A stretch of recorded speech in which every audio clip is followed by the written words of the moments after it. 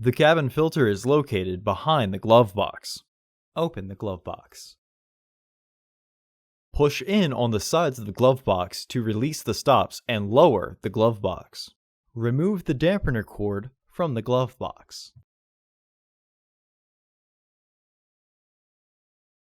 Unclip and remove the filter housing door.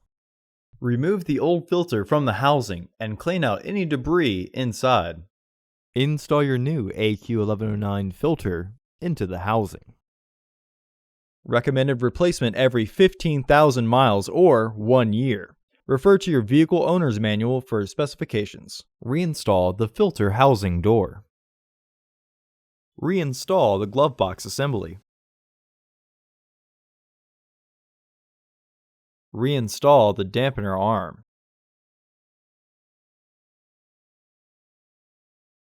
After lifting the glove box, push in on the sides to get the 2 securing tabs behind the frame. Close the glove box.